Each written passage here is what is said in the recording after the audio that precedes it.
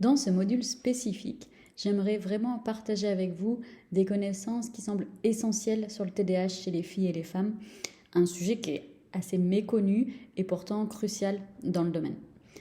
Traditionnellement, au niveau de la littérature scientifique, il y a vraiment une forte concentration, un fort focus sur les garçons qui présentent beaucoup de symptômes d'hyperactivité et d'impulsivité. Et toujours dans la littérature, il y a peu de place, peu d'informations au niveau des filles qui ont des manifestations du TDAH souvent beaucoup plus distraites parce que caractérisées par des difficultés d'attention et cette tendance à la rêverie.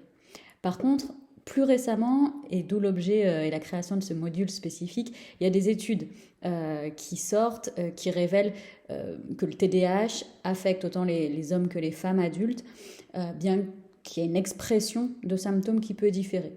Alors, je dis récemment, il y a des études qui sortent, mais vous verrez avec le début, dans l'introduction du module, je vous donne un des premiers articles sur les différences en lien avec le genre pour le TDAH. Vous allez voir, c'est assez intéressant. Si je poursuis cette introduction, cette présentation, chez les femmes, il y a ce TDAH qui va se traduire assez souvent par une faible estime de soi, des difficultés au niveau académique, des symptômes psychopathologiques, donc des troubles émotionnels, des troubles dépressifs, anxieux plus prononcés, au premier plan souvent, avec aussi des difficultés, enfin des problèmes au niveau des comportements sexuels à risque. Et ce dernier point, on va le détailler dans le module parce qu'il est souvent négligé. Mais pourtant, il est essentiel à avoir en tête, à connaître en clinique, puisque les comportements sexuels à risque vont entraîner d'autres types de difficultés, vont majorer les problématiques pour ces filles et ces femmes. La variation hormonale, comme on observe pendant les cycles menstruels, la grossesse, la ménopause, vont aussi, selon certaines études, jouer un rôle significatif dans l'expression des symptômes du TDAH chez les femmes. Donc on va aller creuser à ce niveau-là.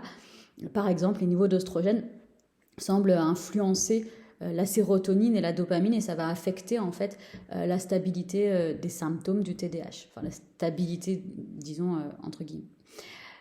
Et de la même manière, il y a, selon d'autres études, une fluctuation hormonale pendant la grossesse et la période postpartum qui peut, elle aussi, faire varier les symptômes du TDAH. Donc, ces exemples-là, qui ne sont que des exemples, et pareil, on va aller approfondir ensemble dans ce module, sont tout de même des illustrations pour dire que c'est assez essentiel d'être conscient de ces variations hormonales, d'adapter l'évaluation et au niveau de l'accompagnement des personnes en conséquence.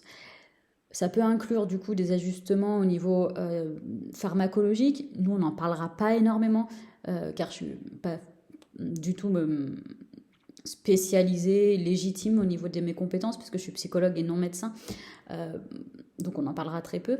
Par contre, les ajustements sur les changements de mode de vie, la communication entre les professionnels et les aspects psychothérapeutiques, on va en parler.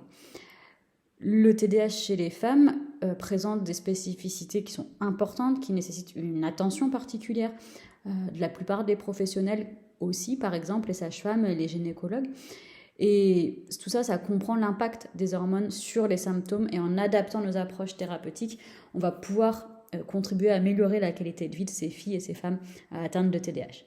Et bien, je vous souhaite un très bon visionnage de ce module.